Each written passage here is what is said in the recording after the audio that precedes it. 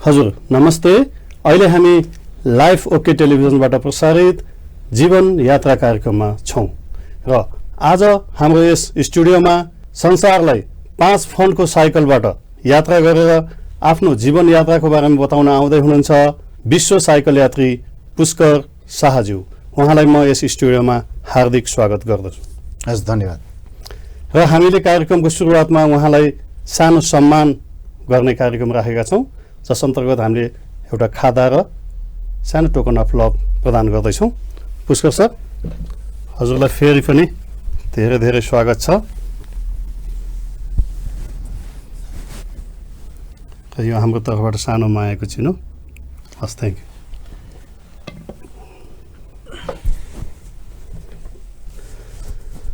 आज हामी जीवन यात्रा कार्यक्रममा आफ्नो जीवनको सम्पूर्ण यात्रा वृत्तान्त छोटो समयमा 30 मिनटको समयमा बताउन स्टुडियोमा उपस्थित हुनुभएको छ पुष्कर शाहज्यू। अघि नै भनिसके, उहाँको यात्राको क्रम सुनेर, यात्राको अनुभव सुनेर हामी यहाँ दीक्षान्त हुन्छौँ र धेरै कुराहरू ज्ञान बटुल्न सक्छौँ भन्ने आशाका साथ कार्यक्रम सुरु गर्न चाहन्छु। पुष्कर सर, हामीले कार्यक्रममा सुरुवात गरौँ सबैभन्दा रमाइलो पल बाल्यकालबाट। यहाँको बाल्यकाल, जन्म, आमा बुवा आदि इत्यादि सरसर्ती बताइदिनुहोस् न। म चाहिँ दोलखाको एउटा दुर्गम गाउँमा जन्मेको, गौरीशङ्कर हिमालको फेदमै गौरीशङ्कर गाउँमा जन्मेको म, गौरीशङ्कर गाउँपालिकामा। म जन्मिने बेलामा मेरो आमा चाहिँ माइतमा हुनुहुन्थ्यो अनि माइतमा भए पछाडि मावलामा अथवा हिन्दू संस्कार अनुसार चेलीले माइती घरमा बच्चा जन्माउनु हुँदैन भनेर म जन्मिएमा चाहिँ अनि गोठमा त्यो पुरानो चलन भएको हुनाले गोठमा जन्माउनु पर्यो अथवा गोठमा राखियो। अनि म चाहिँ गोठमा जन्मेको हो। गाई भैँसी भेडा बाख्राहरूको हुलमा जन्मेको हो म। पिता बाबाको बारेमा? मेरो बुवा चाहिँ भारतीय सेनामा हुनुहुन्थ्यो। हजुर। अनि उतै अब लडाइँमा बित्नु भयो बुवा चाहिँ, शहीद हुनुभयो। एउटा बहादुर सिपाहीको सन्तान हुनुहुन्छ। यसपछि जाउँ हामी बाल्यकाल, जन्मपछि बाल्यकालको शिक्षा, स्कुले पढाइ, स्कुले जीवन कस्तो रह्यो? बाल्यकालमा चाहिँ अब यस्तो भयो, घर नजिकै आफ्नो टोलमै स्कुल थियो। कुन स्कुल छ? स्कुलको नाम सम्झना डाँडा भन्ने स्कुल थियो। हजुर। अनि आफ्नो टोलमा स्कुल भइसकेपछि त अब सबै म चाहिँ अब स्कुलको दादा जस्तै आफ्नो टोलमा आँगनमा, होइन। अनि त्यस पछाडि मावलामै हुर्के पछाडि गाउँमा आइयो, प्राथमिक शिक्षा त्यहीँ गरियो। पुर्णेको रातमा जन्मिएको म।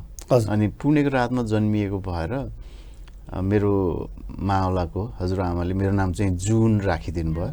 हजुर। अनि म चाहिँ पछि न्वारान गर्न आउने बाजे प्रसादले बहादुर थपिदिएर म जुन बहादुर भएँ। हजुर। अनि पढियो। त्यस पछाडि हामीलाई प्राथमिक शिक्षामा चाहिँ 4 कक्षामा चाहिँ अङ्ग्रेजी पढाउने गुरु आउनुभयो। अनि अङ्ग्रेजी पढाउने गुरुले चाहिँ मेरो नामलाई चाहिँ अङ्ग्रेजीमा राखिदिनु भयो, जुन बहादुरलाई हटाएर मुन राखिदिनु भयो। जुनबाट मुन भयो, मुन शाह भएँ। अनि त्यस पछाडि त्यही टोलमा अब यताउति फुर्ती फार्ती। पढ्नमा म त्यस्तो अब्बल होइन, फेल नहुने पास हुने। हजुर। 32 अनि पास मार्क 32 थियो। अनि त्यस पछाडि फेरि 5 कक्षामा पुगे पछाडि त्यो बेला हामी अनिवार्य संस्कृत पढ्थ्यौँ। अनि संस्कृत पढाउने गुरु आउनुभयो। अनि यताउति अब फुर्तिलो फार्तिलो हँसिलो आफ्नो टोलमा यताउति सबै। अनि यस्तो उज्यालो मान्छे, यस्तो हँसिलो फुर्तिलो, त्यस्तो लुहादे पनि छैन। यसको नाम कसरी जुन भयो अथवा कसरी मुन भयो? यो त घाम हो, यो त सूर्य हो भनेर। अनि संस्कृत पढाउने गुरुले मेरो नाम फेरि मुनबाट फेरि सूर्य, घाम अर्थात् पुष्कर राखिदिनु। यो पुष्कर शाह चाहिँ संस्कृत शब्दको पुष्करबाट। हजुर। त्यसपछि स्कुले जीवन कहाँसम्म पुर्याउनु भयो? अनि हाम्रो चाहिँ गाउँबाट त्यो बेलामा चाहिँ गाउँबाट 1 घन्टा चरीकोट बजार जानु पर्थ्यो हाई स्कुल पढ्नको लागि। 7 कक्षासम्म गाउँमै पढियो। अनि त्यस पछाडि चाहिँ दोलखाको चरीकोटको कालिन्चोक माध्यमिक विद्यालयबाट चाहिँ मैले हाई स्कुल शिक्षा पुरा गरेँ। एसएलसी हजुर। तत्कालीन समयमा एसएलसी होइन हजुर, सर? हजुर। एसएलसी पछिको उच्च शिक्षा के गर्नुभयो सर?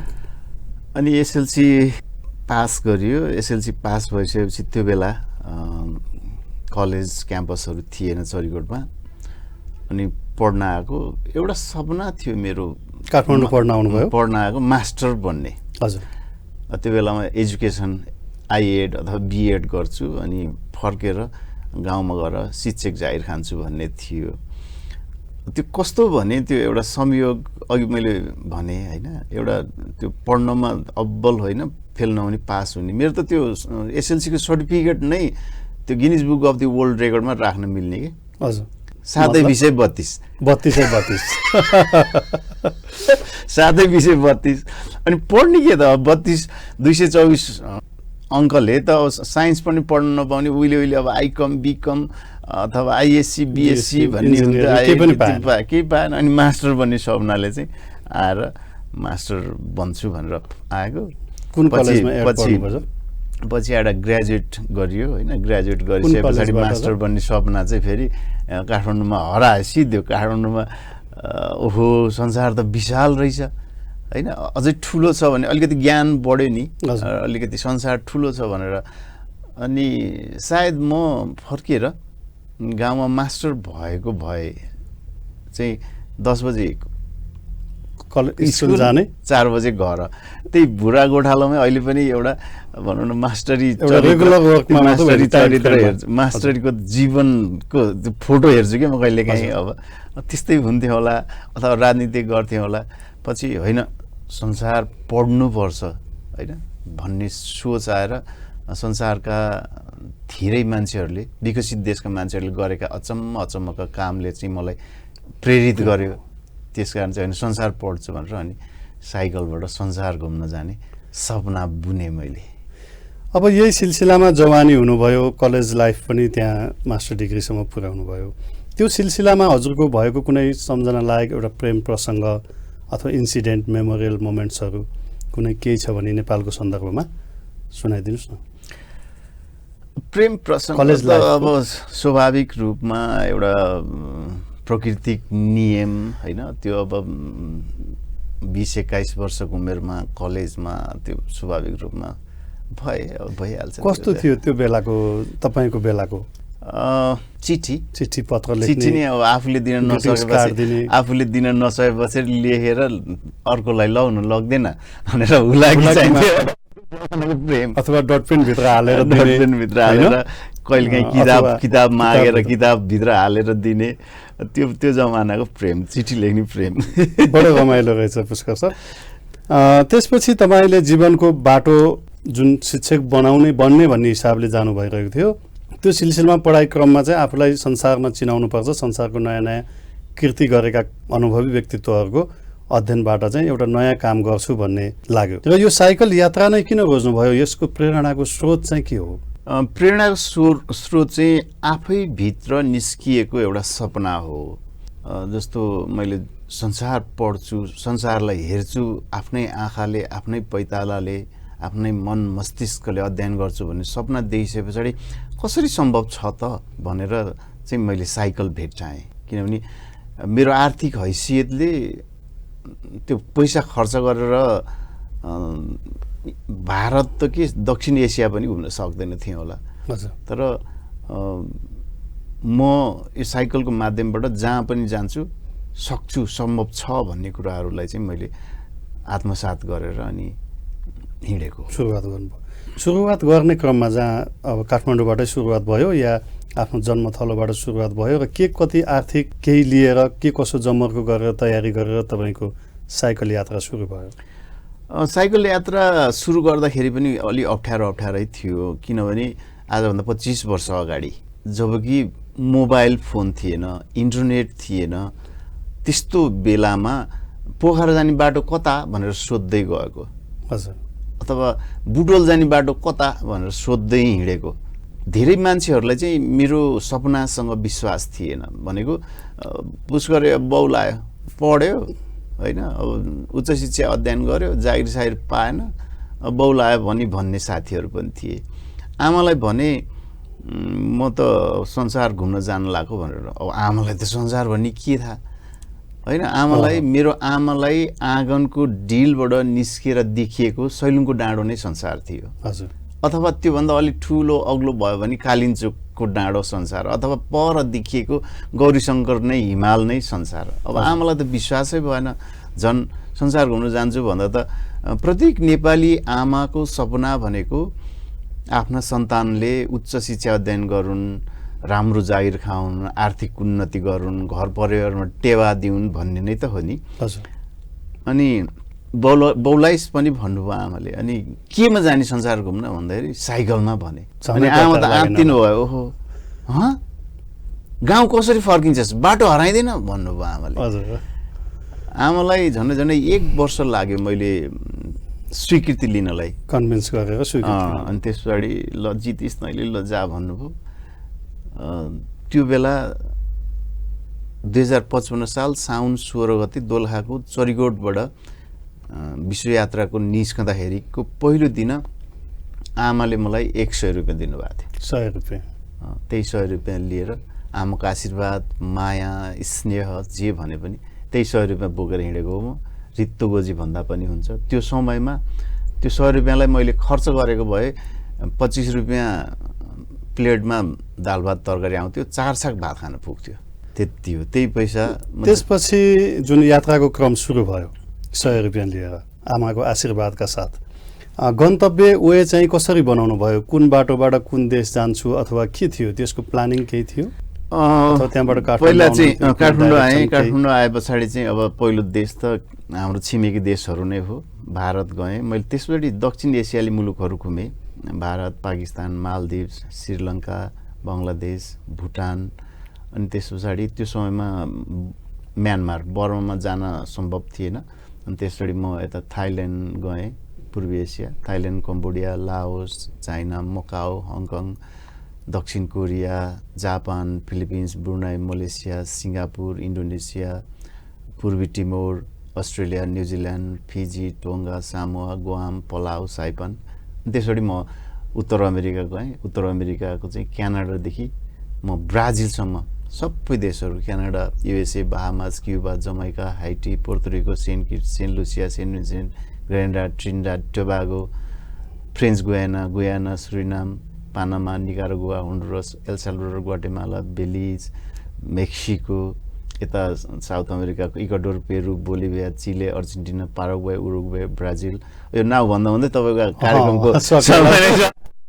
कार्यक्रममा पुष्कर शाहज्यूको जीवनी सुन्दैछौँ र जस क्रममा हामीले विश्वलाई 5 फन्का लगाउने क्रममा विभिन्न देशको नाम भन्दै हुनुहुन्थ्यो हामीले यसलाई अलिकति छोट्याएका छौँ किनभने हामीसँग समयको पाबन्दी पनि छ र त्यो सिलसिलामा जुन जुन देश जानुहुन्थ्यो त्यहाँ नेपालीहरू पनि भेटिन्थे होला उनीहरूले गर्ने व्यवहार र उनीहरूको आकांक्षा अथवा उनीहरूको पिरमार्काको कुरा अथवा तपाईँको भिसाको समस्याहरूको बारेमा छोटो एउटा इन्सिडेन्ट एउटा सम्झनालायक एकदमै राम्रो पल अथवा दुःखको पल सुखको पल के थियो छोटोमा बताइदिनुहोस् होइन यस्तो हुन्छ अब यात्रामा निस्किसके पछाडि हरेक दिन बदलिरहने हावापानी वातावरण प्रकृति भाषा खानेकुरा मान्छेका व्यवहारले चाहिँ यात्रालाई हरेक दिन चुनौती दिइराखेकै हुन्छ होइन त्यसमाथि रित्तो गोजी हरेक दिन म जहाँ जहाँ पुग्थेँ त्यहीँका मान्छेहरूलाई मेरो यात्राको बारेमा बताउँथेँ र मलाई चाहिँ म पैसा कमाउन नहिँडेको भएर मलाई खालि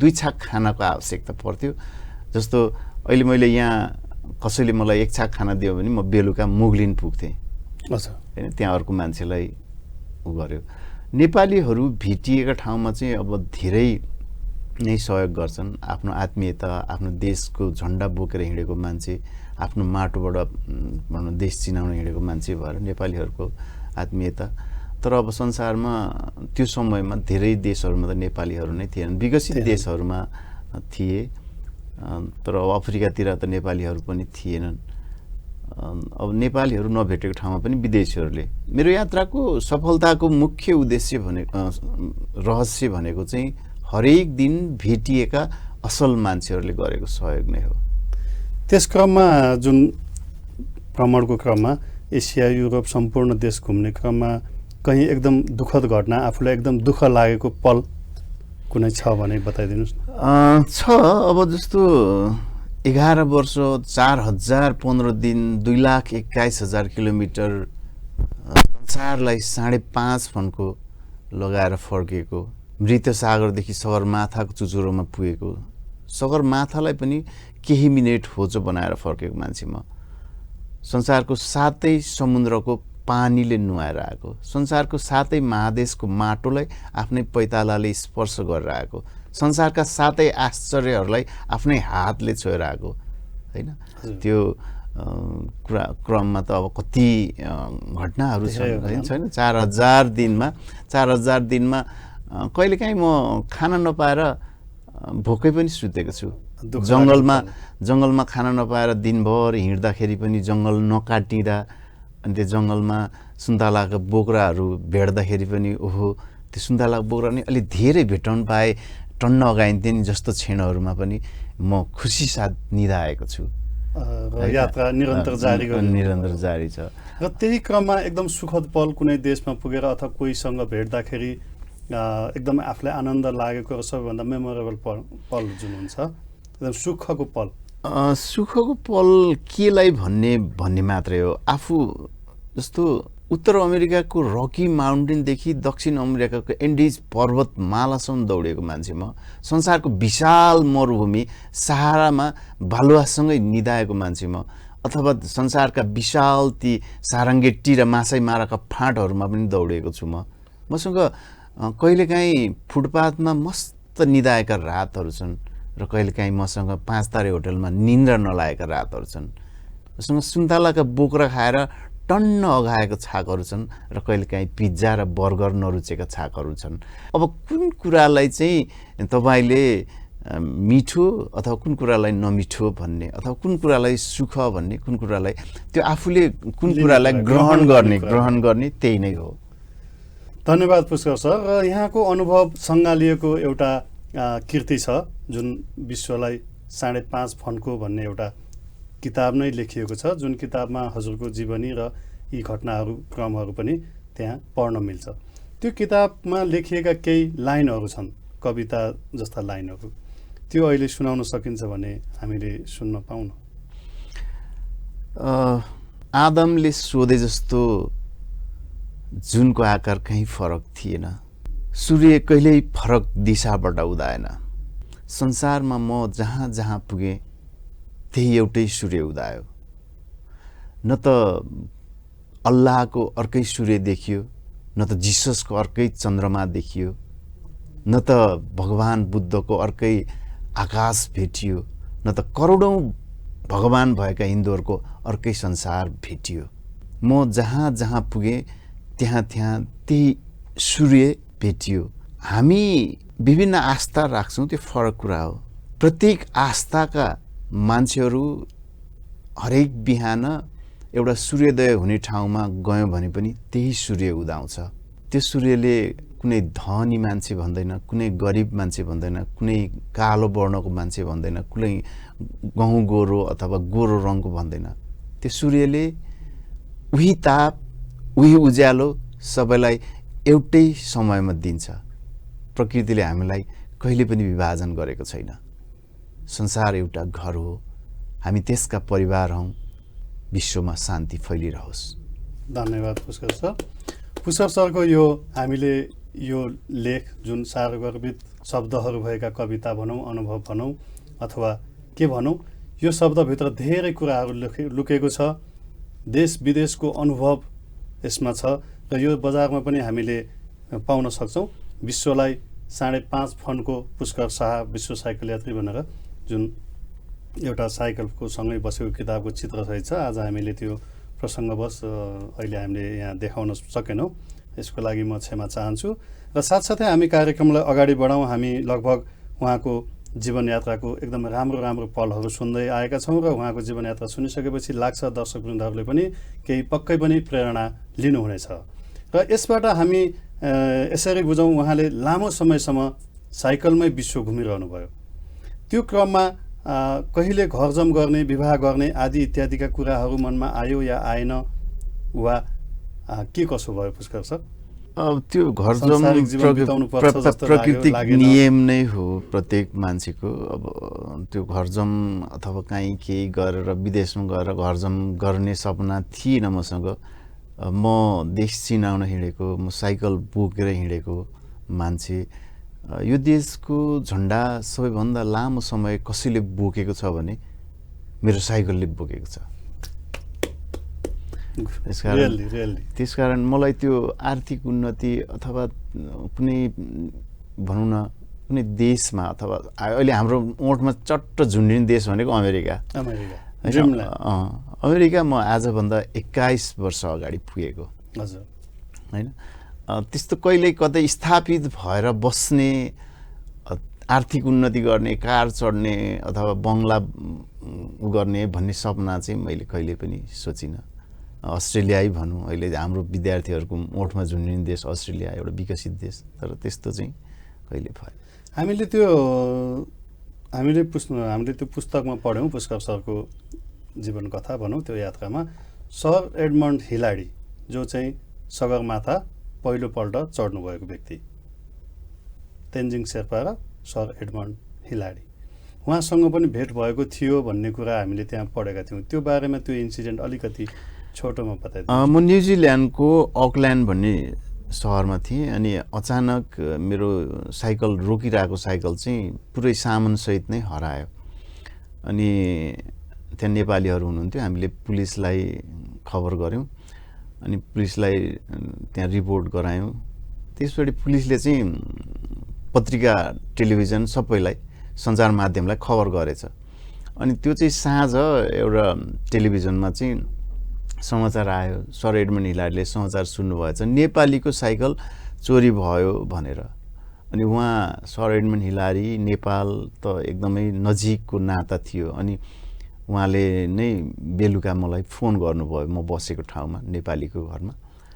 अनि ल भोलि बिहान मेरोमा कफी खान आऊ भन्नुभयो। अनि म चाहिँ उहाँको घरमा कफी खान गएँ। सर एडमन्ड हिलारी चाहिँ एकदमै नेपाललाई माया गर्ने, भनौँ न नेपालको सगरमाथाको कारणले उहाँ विश्व प्रसिद्ध बन्नुभयो। अनि उहाँ घर गएँ, उहाँको घर त यस्तो लाग्ने कि यो कुनै नेपालीकै काठमाडौँ अथवा नेपालको माटोमै बनेको घर जस्तो के। त्यो बाटो भित्र पस्दाखेरि नै त्यो माटोको गमलाहरू, भित्र गलैँचा, त्यो भान्सामा पनि डाँडे पुनु, ताप्के कचौरा, थाल कचौरा सबै, नाङ्लो डालो, ओहो नेपालकै घर जस्तो। अनि उहाँसँग बसेर कफी खाइयो, अलिअलि नेपाली पनि बोल्नुहुन्थ्यो। अनि उहाँले चाहिँ माफी माग्नुभयो, ल तिमीले तिम्रो यात्रालाई चाहिँ निरन्तरता दिनुपर्छ भनेर उहाँले थाप मार्नुभयो र उहाँले अर्को साइकल किनिदिनु भयो। त्यो साइकल चाहिँ मसँग अझै पनि छ। उहाँले धेरै ठुलो सहयोग गर्नुभयो हजुर होइन। हामी अहिले अब यात्राकै क्रममा छौँ। यात्राको सिलसिलामा हजुरले पाउनुभएको कुनै पदक, पुरस्कार, सम्मानहरू अनगिन्ती होलान् जुन अहिले भनेर सम्भव नहोला, र त्यसको मेमोरेबल कहीँ कतै केही प्राप्त गर्नुभएको कुनै सङ्घ संस्थाहरूले इन्सिडेन्ट आफूलाई एकदम लागेको पदक पुरस्कारको बारेमा बताइदिनुहोस्। प्रमाणपत्र अथवा मैले पाएको सम्मानहरू भनेको चाहिँ सबभन्दा बढी भन्ने चाहिँ मलाई संसारका असल मान्छेहरूले गरेको माया नै सबभन्दा ठुलो लाग्छ। मैले अहिलेसम्म संसारको 5000 भन्दा बढी पत्र पत्रिकामा 38वटा भाषामा अन्तर्वार्ता गरिसकेँ। त्यति नै मात्रामा मसँग विभिन्न देशका प्रमाणपत्रहरू होलान्। त्यसलाई बाल्ने मात्रै हो भने एक छाक भात पाक्दैन, तर भुलुक्क उम्लिन्छ। त्यति प्रमाणपत्र र मैले दिएका अन्तर्वार्ताहरू छन्। र त्यो मध्ये चाहिँ एउटा संयुक्त राष्ट्र सङ्घको अन्तर्गतको एउटा हाँगा, वर्ल्ड पिस प्रेयर सोसाइटीले दिएको एउटा अवार्ड छ, कल्चरल पिस अवार्ड भन्छ त्यसलाई। त्यो चाहिँ ठुलो अवार्ड हो। अनि अर्को एउटा ग्लोबल अक्सिजन आवर भन्ने, त्यो पनि एउटा ठुलो संस्था हो। त्यसले चाहिँ मलाई चाहिँ ग्रिन एम्बेसडर बनाएको छ। अब त्यो सबै भनेर त साध्य हुँदैन, अहिले देशको नाउँ भन्ने जस्तै होला फेरि। धन्यवाद पुष्कर सर। मैले फेरि पनि दोहोऱ्याएँ, अहिले हामी लाइफ वकै टेलिभिजनबाट प्रसारित जीवन यात्रा कार्यक्रममा पुष्कर शाहज्यू जो विश्वलाई 5.5 फन्डको लगाएर पुनः नेपालमै आउनुभएको छ र नेपालको झन्डा विश्वभरि फैलाउनु भएको छ, नेपाललाई विश्वभरि चिनाउनु भएको छ। साइकल यात्राकै क्रममा कुरा गर्नुपर्दा विश्व साइकल यात्राको नाममा धेरै नेपालीहरू झन्डा लिएर गएको तर फेरि नेपाल फर्केर नआएको कथाहरू पनि हामीले धेरै सुन्न पाउँछौँ। र उहाँ एक मात्र यस्तो विश्व साइकल यात्री हो जसले विश्व साइकल यात्रा भ्रमण सकेर आएर त्यसपछि साइकल समेत नै विश्वको सबैभन्दा अल्को सगरमाथा समेत चढ्नु भएको छ। उहाँलाई हामीले जति नै ठुलो सम्मान गरे पनि त्यो कमी रहन्छ। र पनि उहाँको जीवनयात्रा हामी कन्टिन्यू गर्दैछौँ, लगभग अन्तिमतिर छौँ र उहाँको जीवनयात्रा जवानीको क्रममा पुगेको छ र जवानी नेपाल फर्किसकेपछिको कुरामा छ। त्यसमा अब नेपाल फर्किनुभयो, विश्वलाई नेपाल भनेर चिनाउनु पनि भयो र विश्व हेरिसकेर नेपाल आइपुग्दाखेरि नेपाल र विश्वका ती देशहरूमा फरक के पाउनुभयो पुष्कर सर? फरक नेपाल संसारकै सबैभन्दा सुन्दर हिरा हो र हामी हिरामाथि टेकेर हिरा खोजिरहेछौँ। मतलब हामीले नेपाललाई अझै चिन्न सकेका छैनौँ, यसरी बुझ्दा हुन्छ सर? हजुर। र अब हामी अहिले तपाईँ जुन आफ्नो जीवन यात्रा क्रम छ यसमा अहिलेको जीवन यात्रा कस्तो चलिरहेको छ, के गर्दै हुनुहुन्छ? पछिल्लो समय हामी चाहिँ अघि भने नि म ग्रिन एम्बेसडर भएको नाताले हामी साइकल मैत्री सहरहरूको अवधारणामा छौँ। नेपाल फर्के पछाडि हामीले पूर्व धरानदेखि पश्चिम धनगढीसम्म चाहिँ साइकल मैत्री सहरहरूको परिकल्पना गऱ्यौँ। त्यस अन्तर्गत चाहिँ हामीले ललितपुरमा साइकल लेनहरूको अवधारणा अघि सारेर त्यहाँको मेयरले चाहिँ साइकल लेनहरू बनाउन थाल्नुभयो, भर्खरै हो। काठमाडौँलाई स्वस्थ राख्न, आफू बसेको सहर स्वस्थ राख्नको लागि चाहिँ साइकल मैत्री बाटोहरू हुनुपर्छ भनेर लागिरहेछौँ र विभिन्न हामी देशका विभिन्न ठाउँहरूमा चाहिँ साइकल र्यालीहरू गर्छौँ। हामी यही भदौ 25 गतेदेखि असोज 21 गतेसम्म चाहिँ इलामको सिरियन्तुबाट चाहिँ रारासम्म पनि जाँदैछौँ साइकलबाट।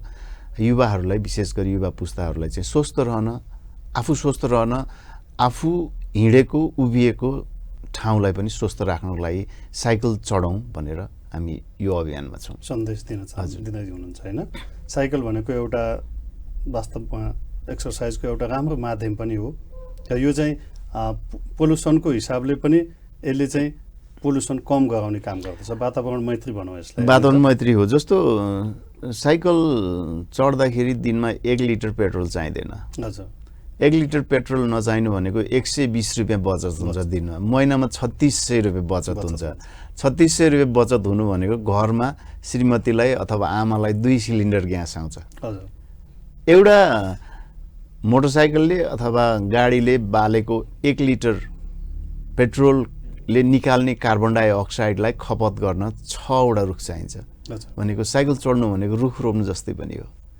तपाईँ दैनिक साइकल चढ्नुहोस्, घर स्कुल, घर कलेज, घर बजार होइन, घर पार घुम्न जाँदा हिँड्नुहोस्, दिनमा 15-20 किलोमिटर प्याडलिङ गर्नुभयो भने तपाईँ सधैँ स्वस्थ रहनुहुन्छ। एक्सर्साइज पनि राम्रो भयो।